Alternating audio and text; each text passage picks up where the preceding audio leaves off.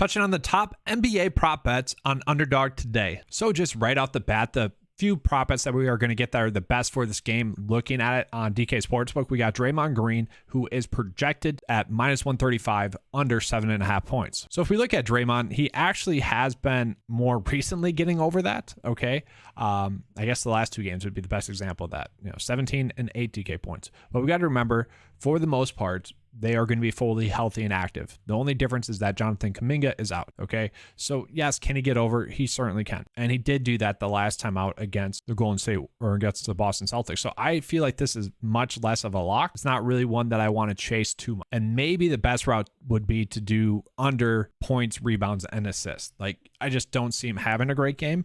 And I just feel like that'd be the best approach. For me, it kind of does feel like a stay away. I just want to give you guys those odds because that's what they're saying. Now, the biggest thing about this game is whether or not Jaylen Brown is going to play. Because right now it's very interesting. So we only have props for Smart, Horford, and Tatum for the Boston Celtics. So that would suggest that Jaylen Brown's probably not going to play. If he doesn't play, then Marcus Smart over an 11.5 points is huge. That's at -130. I think that number would actually go up to probably 12.5 if Jaylen Brown is indeed ruled out. Now, if Jaylen Brown is ruled out as well, Al Horford at 8.5 points would become much more interesting as well. Because with Jaylen Brown off the court, he averages over 10 real life points per 36. And so does Marcus Smart, averaging 13.6. Okay, so that would kind of be the approach to go with if Jaylen Brown is out. Now, if Jaylen Brown is active, I do feel like that shifts kind of the whole dynamic of the props bet. And if you are playing DraftKings on DraftKings as well, it shifts the whole dynamic of the slate then. Looking at Tatum the last time out against the Golden State Warriors, went for 37 real life points or fantasy points, 18 real life points, 7 rebounds, 2 assists. So that is what's very interesting, is because Jaylen Brown was the one that actually went off in this game. And so I'd probably much rather approach it with Jaylen Brown. And so maybe there's two ways to bet it. And right now, just kind of based off of this, I feel like it's suggesting that Jaylen Brown is going to play, 6.5 for the Celtics to win, to beat the Golden State Warriors, like healthy with all their players active. I know the over and under is pretty high, but that seems very interesting to me. So to me, if we get news that Jaylen Brown is indeed going to play, then I kind of want to bet the under, like maybe points, rebounds, and assists for Jason Tatum, do the under, and then possibly the same thing for someone like Marcus Smart. Okay, all lower there. None of these are far from locked. That'd just kind of be the approach that I go with. Once again, what we're trying to do is cash 17% of the time. Okay, and then we're going to be making a profit on Underdog Fantasy. Okay, by doing these 3 leg bets. Obviously, we want it to be more than that. Probably 25% would be ideal, and if we game theory it, I do think we can get there. Now let's go ahead and move on into the next game, Toronto versus Minnesota. So the biggest piece of news that we are waiting on for this game is going to be Rudy Gobert. Is he going to be healthy and active, or is he going to be out? That's what we need to get news on, because if he does sit again, that does kind of shift the whole dynamic of how we're betting on it. So I would kind of make a betting card that's based off of either him playing or him sitting.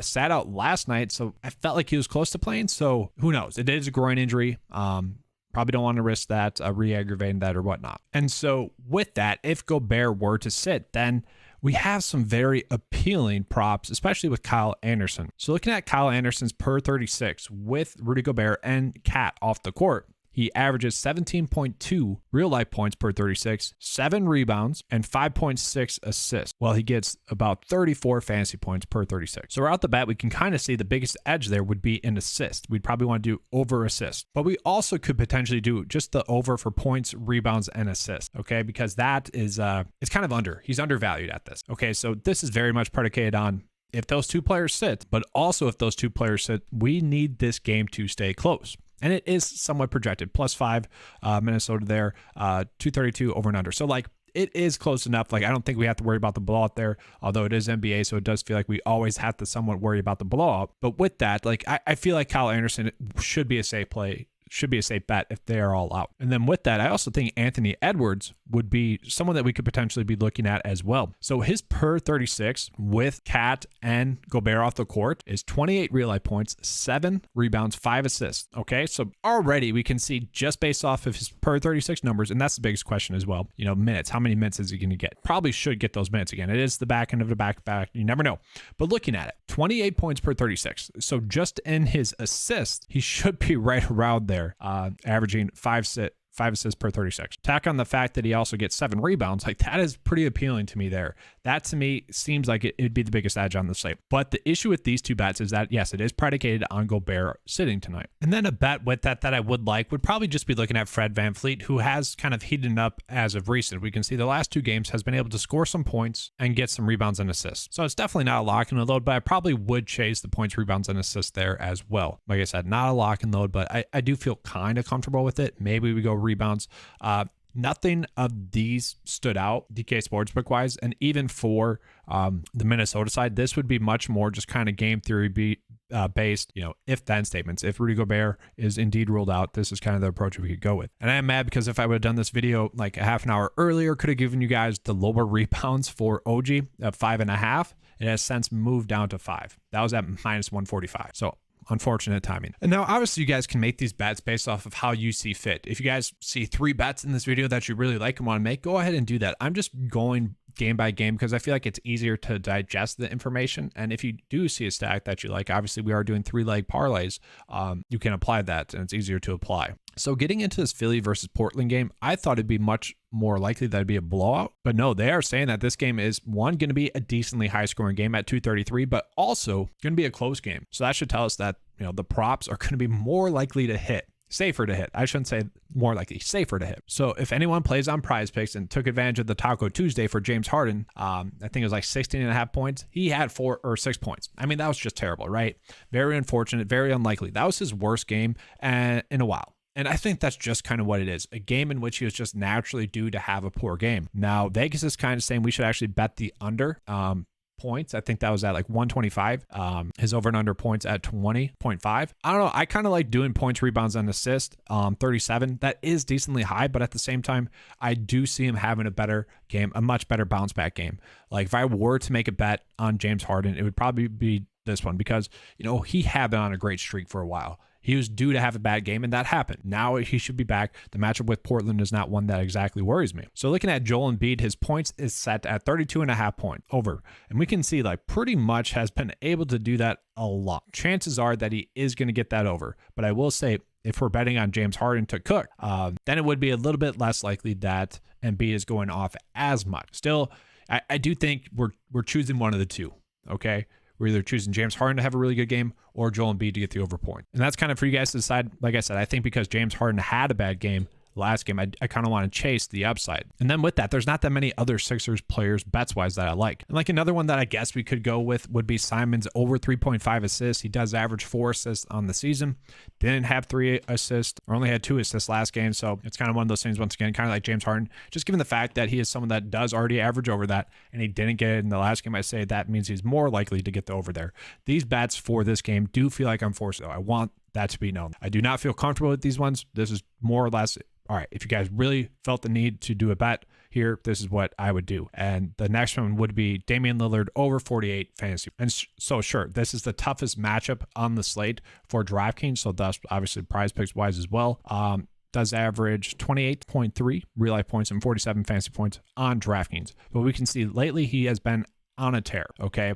So if this game is projected to stay close, like they're saying, it would have to be because Damian Lillard is playing well, right? I mean, that's kind of the logic behind it. And so thus I would expect Damian Lillard to be able to get the over 48 fantasy points. And maybe he doesn't. Like maybe this game isn't as good as it seems. And maybe Lillard does get someone shut down. Then you could do the opposite. Maybe you do some Jeremy Grant, Yusuf bets, maybe Josh Hart bets instead. But once again, those are not bets that I love.